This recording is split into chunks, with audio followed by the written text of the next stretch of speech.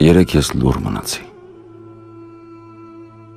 և հոգումս հազար ոլորված ձայներ մոլորվեցին ու որբացան։ Երեկ սիրտս դեռ չէր հասկանում ձմռան խոնավ ողբերգության բուն պատճառն ու իմաստը։ Երեկ չէի խաբում ինձ ու չէի անիծում արդեն իսկ անիծված այրոնոտին ճակատագիրը, որովհետև երեկ ինձ համար էին ու միայն իմն էին բոլոր բախտավորների սիրո դողերը, բոլոր խնջույքներն ու հարսանիքները, պատերազմներն ու հաղթանակները։ Երեկ պողպատից էի ու պատրաստ էի դիմանալու բոլոր բիրտ հարվածներին, կողոպուտներին ու կասկածներին։ Երեկ ինձ կյանքը չէր թվում երաս և իզորու էի անգամ մահն իմ ուսերի վրա կրել ու զգալ նրա ծանրությունը։ Երեկ չէի ամաչում արցունքներիցս, քանզի իմ աչքերում չկային արցունքներ։ Երեկ հայելու միջից սեփական արտացոլանքս չէր գոռում վրաս ու պահանջում փրկել իրեն և ազատ արձակել ոսկեզօծ շրջանակի բռնությունից։ Երեկ պատմությունն ու ժամանակը նույնն էին, ոչ օրենք կար և ոչ էլ կանոն, իսկ երկիրը հանճար էր վիժում։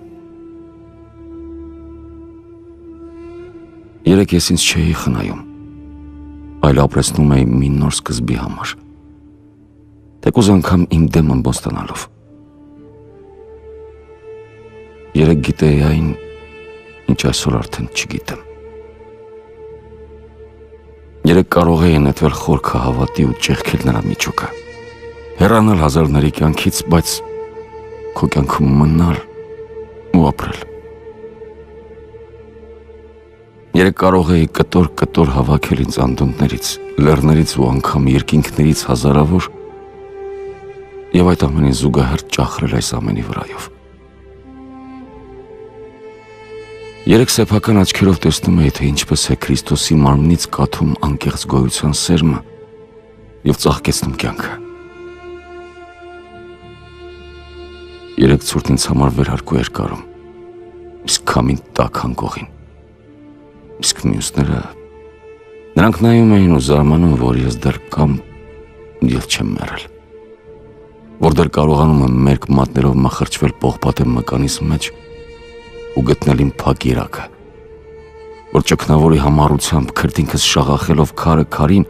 ընդունակ եմ դեռ սալաքարին ձև տալու, որ իմ հոգու զորությունը ավելին է, քան բոլոր ռնգեղջյուրների միասնական վարգը անթիվ ջունգլիներում։